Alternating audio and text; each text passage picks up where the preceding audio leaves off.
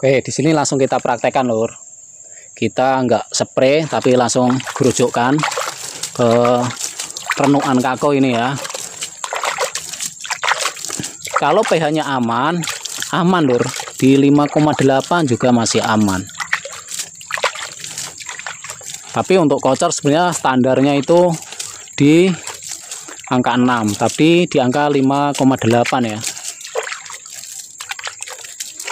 Assalamualaikum warahmatullahi wabarakatuh. Bertemu lagi, Lur, dengan channel saya Andri Berendal Kebun. Salam sejahtera untuk kita semuanya. Pada kesempatan kali ini kita akan menjawab pertanyaan untuk sedulur tani kita, Mas Sabto Hadi ya. Mohon maaf, koreksi ya kalau salah di video yang ini saat kita pemberian edukasi pada para petani untuk melakukan pengaplikasian pupuk organik cair. Nah, di sini tanggal 17 Januari kita laporkan lagi datanya yang sudah kemarin kita aplikasi pupuk organik cair. Di sini dengan cara dispray ya. Itu saya modifikasi dengan bambu untuk tangki sprayernya. Dan ini hasilnya. Kalau kita aplikasi pada dosis yang tepat, tentu hasilnya akan baik. Nah, itu di atas sudah kelihatan lagi ya, saudaraku, buah-buahnya. Ini pertanggal 17 Januari. Sama. Nah, kemarin sudah kita unduh juga di sini bersama anak saya, si Rere. Dan ini alhamdulillah sudah kelihatan lagi. Dan nanti kita juga akan jelaskan untuk rekan-rekan yang bertanya tentang cengkeh. Kemarin juga kita berikan edukasinya. Nah, ini, bolo. Kalau nutrisi di daun, itu sekedar kita melengkapi ya apa yang ada di bawah, utamakan kocor. Nah, kenapa selalu saya rekomendasikan kocor? Karena ini pusat nutrisi itu ada di bawah, jadi tanaman di atasnya itu nanti akan mengirimkan sinyal kok, Lur. Kalau seumpama masih rontok, pala masih rontok, nih berarti masih kurang kalsium ataupun magnesium dan kaliumnya. Kalau kita sudah lengkapi, alhamdulillah hasilnya akan baik. Dan kita selalu imbangi ya, Lur. Walaupun sebulan 2 kali kita iringi terus. Enggak kakao, enggak pala, enggak cengkeh. Kita selalu edukasikan kepada sedulur-sedulur tani dan kita berikan data-datanya ya. Jadi biar enggak ada asbun atau omong kosong. Dan ini kebun yang sebelah sini belum yang di atas, belum yang di bawah. Jadi saya edukasikan seperti ini biar sedulur-sedulur tani itu paham tentang dosis. Dan untuk simulasinya langsung saja kita berikan kepada sedulur tani semuanya. Dan di akhir video nanti saya sertakan 2 video saat aplikasi kocor dan spray ya di pohon pala dan cengkeh, dan aplikasi jakaba bersama ekoenzim. Nanti tolong dikoreksi ya, nanti saya sertakan 2 videonya rekan-rekan. Oke, bolo-bolo taniku, kita akan langsung simulasikan ya untuk menjawab pertanyaan dari kolom komentar. Nah, di sini sudah kita siapkan beberapa sampel nantinya. Ini ada asam amino dan ini ada PSB jakaba. Nah, Mas Sabto Hadi itu bertanya begini, Mas, saya aplikasi atau saat mencampur pupuk organik dan air baku, pH dan ppm-nya turun. Pasti turun, dulur. Nah, kita akan berikan langsung contohnya. Salah satunya dengan ini. Dan kita sudah siapkan airnya. Itu kita cek dulu pH-nya. Berapa pH-nya? Nah, taruhlah di angka 6,1 ya. Taruhlah angka 6 ya, Lur. Jadi di sini kalau kita campur dengan asam amino pasti akan membuat pH dari air tersebut itu turun. Untuk mengetahui ppm-nya, kita akan coba dulu lihat ppm-nya yang di sini. Ini ppm-nya rendah, sekitar 15. Ini tergolong air soft water ya. karena nilai ppm-nya itu rendah. Ini air hujan dan bisa berubah-berubah begitu ya lur. Dulu kita pernah cek di 7,5 dan sekarang di angka 6. Inilah yang membuat kadang tanah kita itu cenderung asam karena pH dari air hujan itu juga berbeda-beda.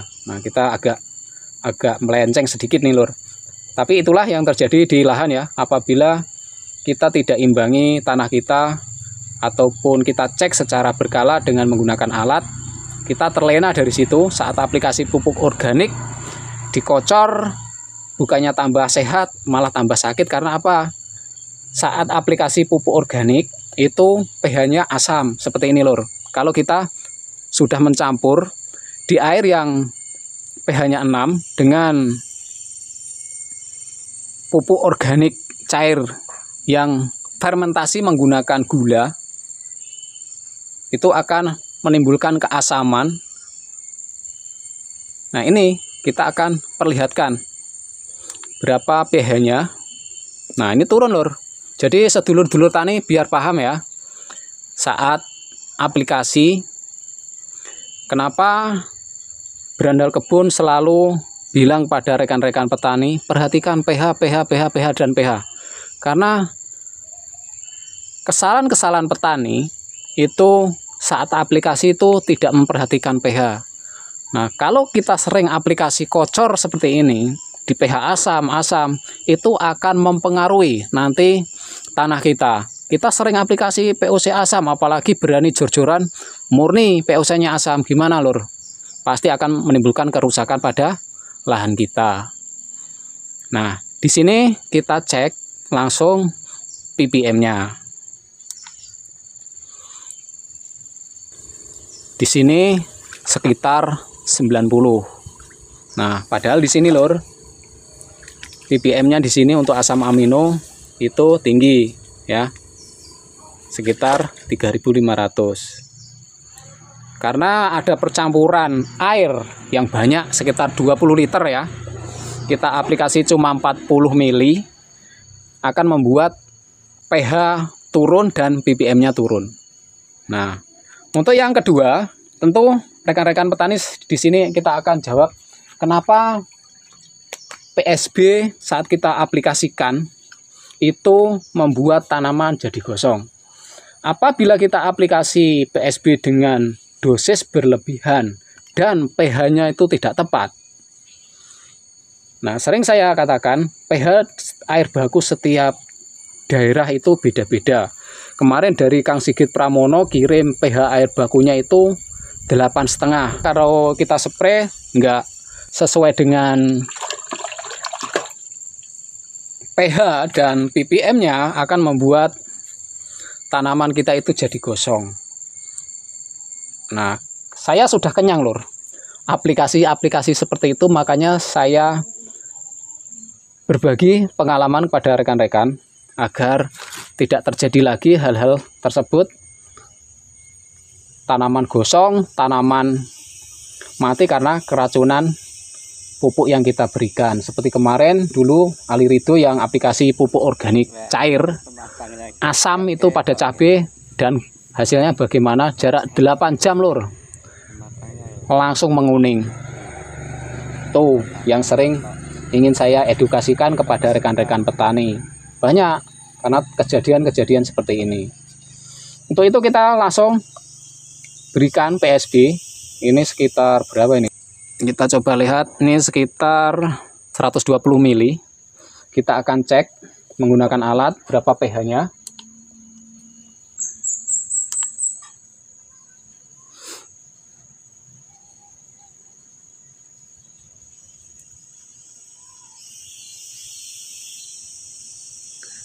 PSB itu pH-nya di atas 7 ya lur.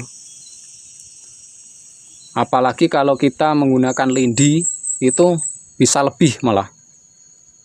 Itu sudah sering kita jelaskan juga di beberapa video. Oke, taruhlah 7,6 ya, 7,6 ya rekan-rekan. Nah, di sini kita langsung lihat ppm-nya.